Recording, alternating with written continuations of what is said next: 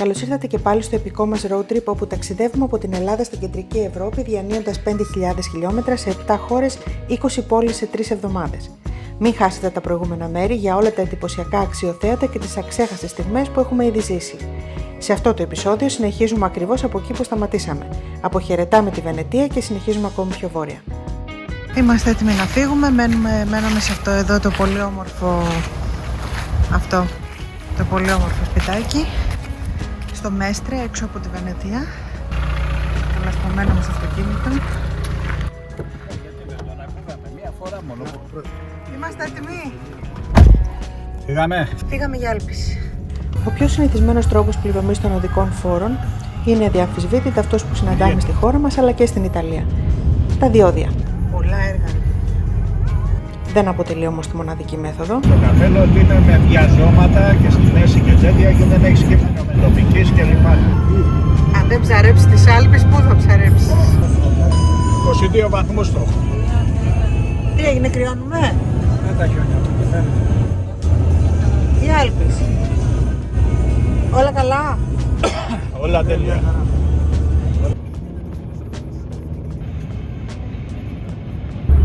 Το θαλάσσιο τούνελ. Όχι το θαλάσσιο. Υπολείμνιο, ξέρω πώς να το πω.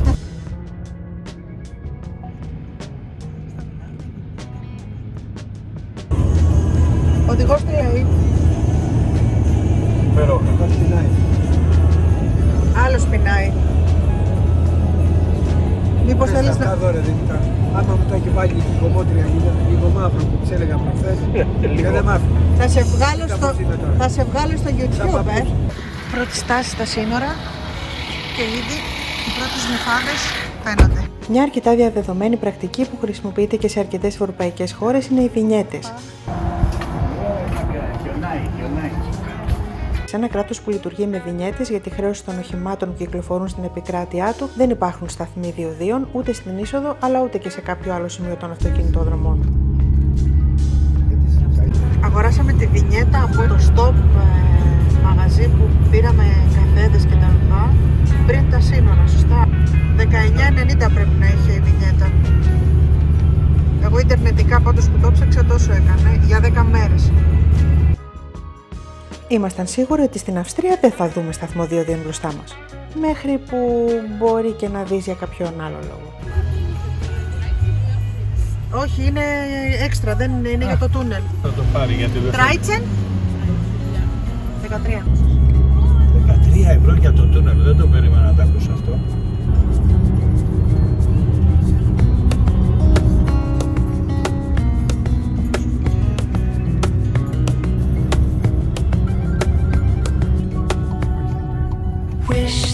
Κοίτατε δεξιά. Όπο, κοίτα εκεί μπροστά. Καταπληκτικό. Κάπου εκεί που είναι το δέντρο είμαστε. Ο προορισμός σας βρίσκεται στα δεξιά. Το πολύ όμορφο διαμέρισμα που νοικιάσαμε στο Σάλτσμπουργκ. Μία από τις ιδιαιτερότητες αυτού του ταξιδιού είναι ότι επισκεπτόμαστε κυρίως μεσαιωνικές πόλεις, που σημαίνει ότι στα κτίρια που νοικιάζουμε δεν υπάρχει ασανσέρ. Άρα, καθημερινά αδειάζουμε το αυτοκίνητο και κουβαλάμε όλα τα πράγματα στα χέρια από τις σκάλες. Αφού τακτοποιήσαμε τα πράγματά μας, ήρθε η ώρα να απολαύσουμε το Σάλτσμπουργκ.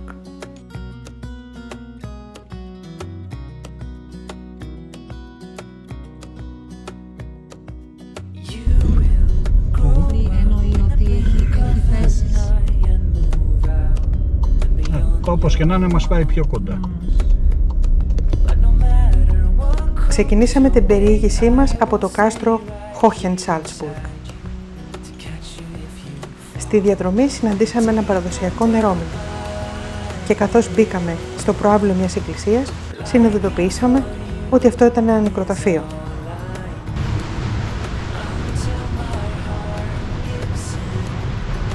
Όπο, θρίλερ, παιδιά!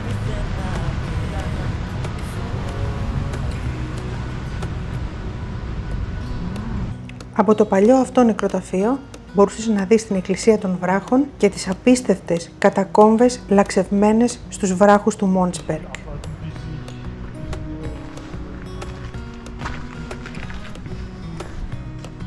Ακολουθήσαμε τον μπλακόστρωτο δρόμο και βγήκαμε στους πρόποδες του κάστρου. Και με το τελεφερίκ μεταφερθήκαμε στην κορυφή.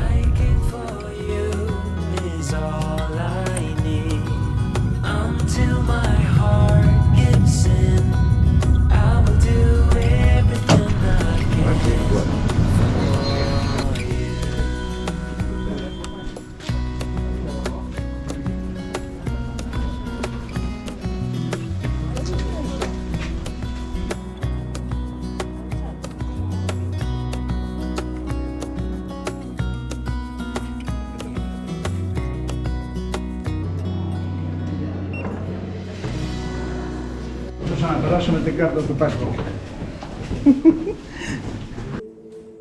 Ένα κάστρο φτιαγμένο από αλάτι.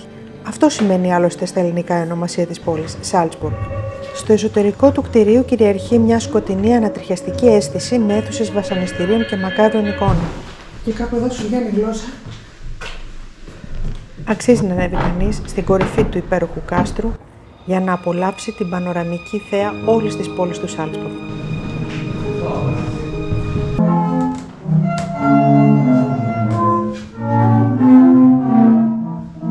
Πιο γρήγορα θέλει.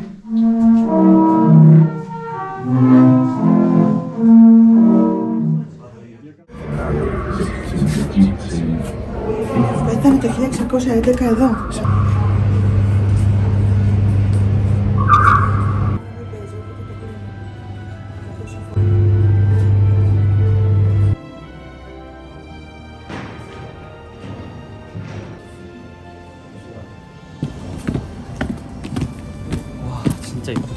Μπεμπέ ηλεκτρικό, χάρη θέλω ένα τέτοιο σου παρακαλώ.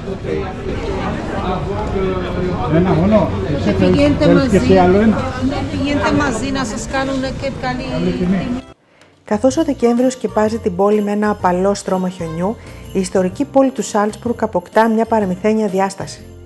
Η παλιά πόλη, που έχει χαρακτηριστεί από την UNESCO ως μνημείο παγκόσμιας κληρονομιάς, με τα μπαρόκ κτίρια και τα πλακόστρωτα δρομάκια της, γίνεται καμβάς για ένα γιορτινό αριστούργημα.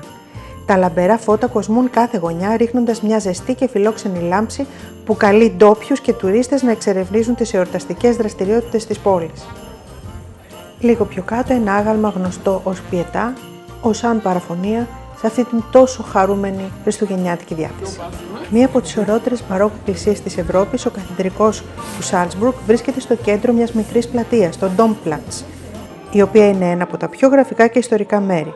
Η εκκλησία πρωτοχτίστηκε το 774, με μια καθηλωτικά όμορφη πρόσωψη και εσωτερικό διάκοσμο μεγαλειώδη μέσα στην απλότητά του.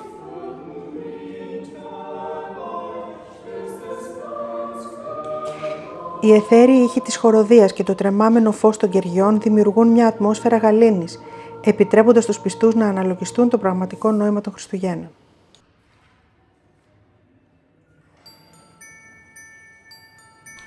Οι χριστουγεννιάτικες αγορές του Σάλτσμπουργκ είναι θρυλικές και προσελκύουν πλήθος κόσμου. Πάρα πολλούς Έλληνες, ναι.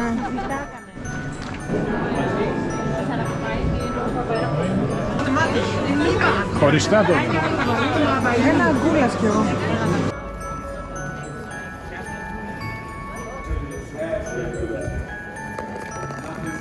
Αν θέλετε να απολαύσετε ένα ολοκληρωμένο βίντεο αφιερωμένο στις χριστουγεννιάτικες αγορές του Σάλτσμπουργκ, πατήστε το link πάνω δεξιά. Δεν χορταίνεις να περπατάς στα πλακόστρωτα δρομάκια αυτής της μαγευτικής πόλης. Κατά την περιήγησή μας στην πόλη, βρεθήκαμε μπροστά σε αυτή την πομπή ανθρώπων. Όποιος γνωρίζει πληροφορίες για αυτό το έθιμο, θα χαρούμε πάρα πολύ να γράψει 2 λόγια στα σχόλια.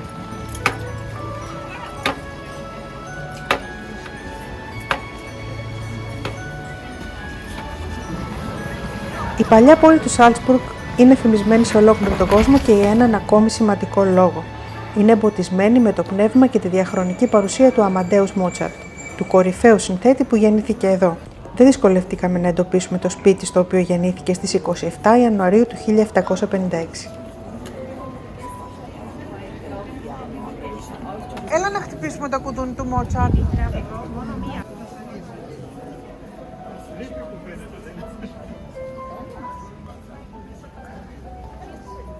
Ποιο είναι? Αυτό?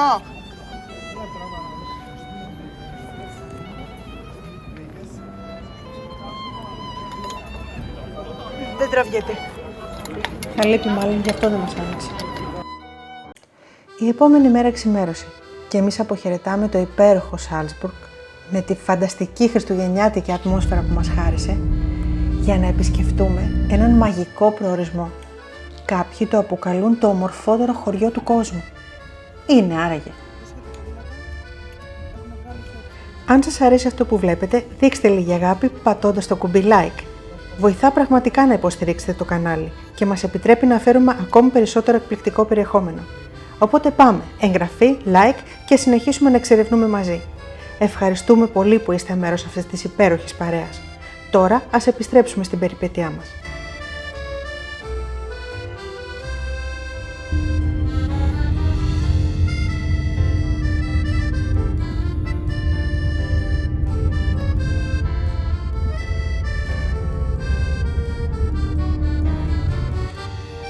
Και τώρα ξεκινάει η ομορφότερη διαδρομή που έχουμε κάνει ποτέ οδικός. Και κάπου εδώ λέμε Στρίψτε δεξιά στη βοηθητική οδό. Auf Wiedersehen Salzburg. Bad Goizer. Σεφάου λέγεται αυτό το χωριό. Σεφάου. Όμπερ Σεφάου. Το Άνω Σεφάου.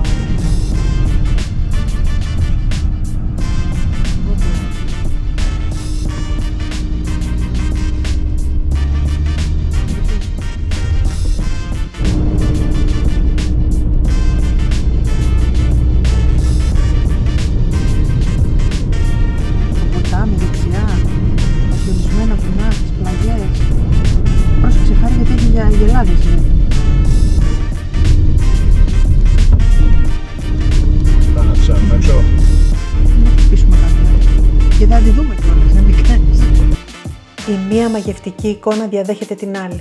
Εδώ το όνειρο γίνεται πραγματικότητα.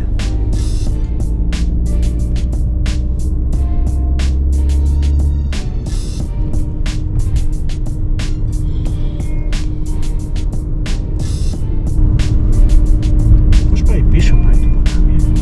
Ναι. Πάμε αντίθετα στη ροή του ποτάμι. Οπότε ανεβαίνουμε εμείς. Καλά, η διαδρομή είναι πανέμορφη όμως,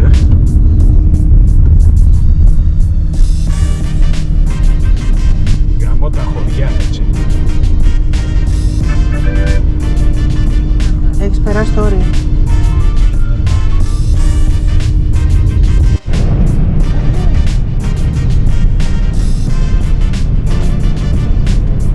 Ετοιμάζουν τις πίστες εδώ. Ναι.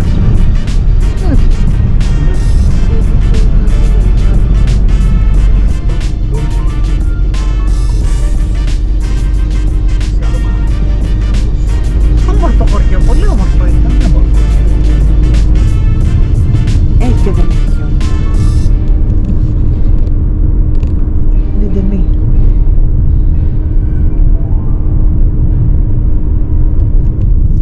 Αριστερά. Σε ένα τεταρτάκι φτάσαμε με μια.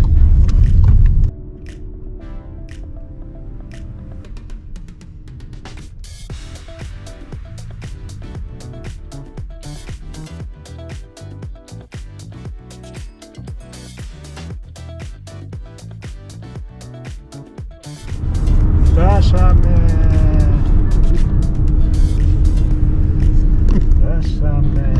Πάρκινγκ. Πού είναι τώρα? Όχι, έχει όλα ελεύθερα. You've arrived at your Έχουνε destination. θέσεις. Πώς πάμε τώρα στα πάρκινγκ? Ευθεία Έλλη. Παιδιά, Αγάπη, έχει και εδώ πάρκινγκ. πού το?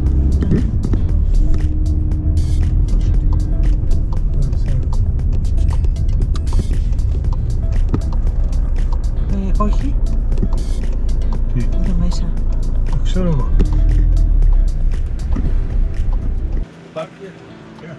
Το πάρκινγκ του σούπερ μάρκετ μας χρέωσε ένα οικόπεδο. Λάθος, μέγα λάθος. Θεωρείται το πιο πολυφωτογραφημένο χωριό των Άλπαιων και αποτελεί μνημείο παγκόσμιας κληρονομιάς της UNESCO. Καλώς ήρθατε στο Χάλστατ!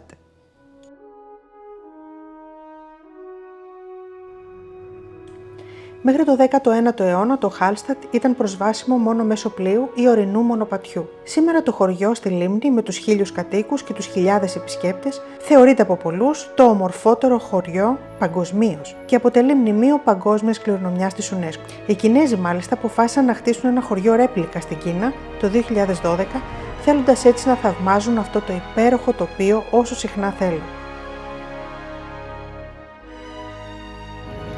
Βρίσκεται μεταξύ του Σάλτσμπουργκ και του Γκράζ.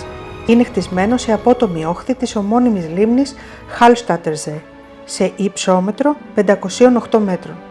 Ο τοπικός θησαυρός είναι το αλάτι, το οποίο αποτελεί πηγή πλούτου για το Χάλστατ εδώ και αιώνες και βρίσκεται στους λόφους πάνω από την πόλη. Εδώ βρίσκεται μάλιστα το παλαιότερο ρηχείο άλατος στον κόσμο και είναι ακόμα ενεργό. Το αλάτι εξορίσσεται σε αυτή την περιοχή για περισσότερα από 7.000 χρόνια. Παρόλο που το Χάλστατ και το Σάλτσμπουργκ απέχουν μόλις 52 χιλιόμετρα, υπάρχουν κάποια βουνά που κάνουν το ταξίδι λίγο μεγαλύτερο. Η διαδρομή μπορεί να διαρκέσει 2 ώρες και 15 λεπτά με λεωφορείο, 2,5 ώρες με τρένο, 1 ώρα και 15 λεπτά με το αυτοκίνητο. Παρόλα αυτά, είναι ακόμα ένα εύκολο ημερήσιο ταξίδι με όποιο μέσο και αν διαλέξεις να πας. Εδώ τι λέει? Συγγνώμη. Πώς σας λένε? Τι ωραίο καπελάκι φοράτε. Ο κάπνισμα κάνει κακό στην υγεία. Εγώ στη θέση σας θα κρύωνα.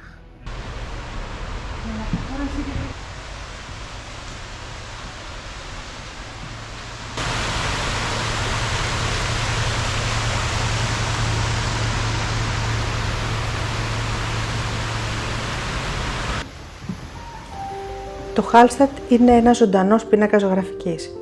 Είναι η χαρά του πεζοπόρου, η χαρά του φωτογράφου.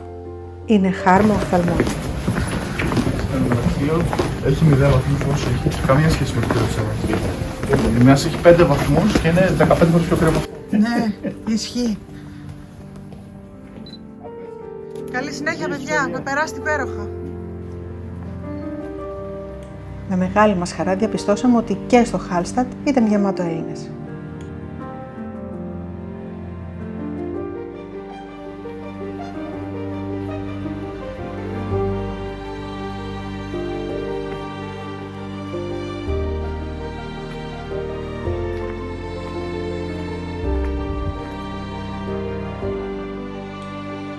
Η εικόνα μιλάει από μόνη της.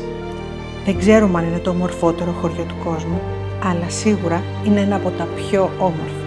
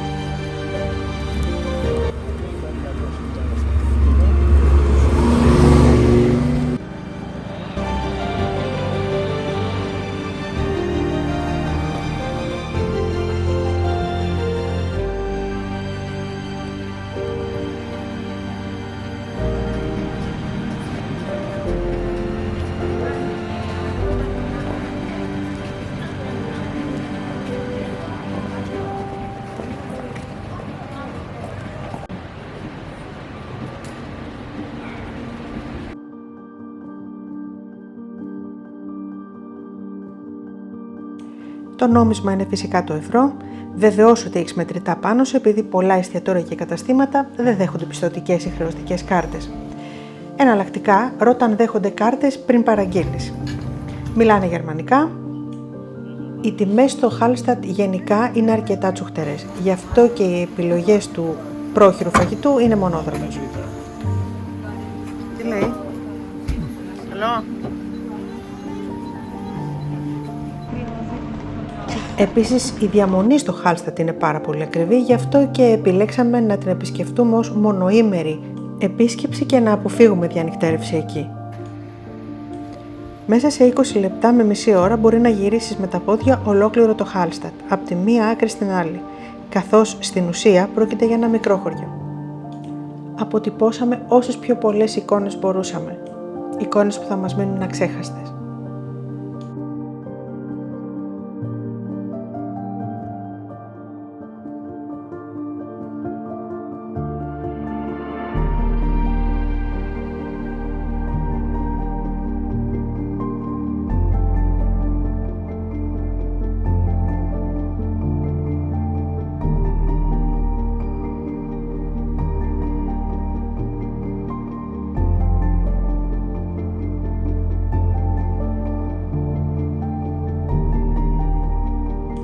Και αφού προσγειωθήκαμε, ήρθε η ώρα να ετοιμαστούμε για να συνεχίσουμε το ταξίδι μας σε έναν προορισμό πραγματική έκπληξη. Και αφού είδαμε το πανέμορφο Χάλστατ, οδεύουμε για... Άλλη χώρα, άλλη πόλη. Άλλη πόλη, άλλη χώρα. Πού πάμε? Czechia, Český Krumlov. Τέλεια! Μην χάσετε το επόμενο επεισόδιο.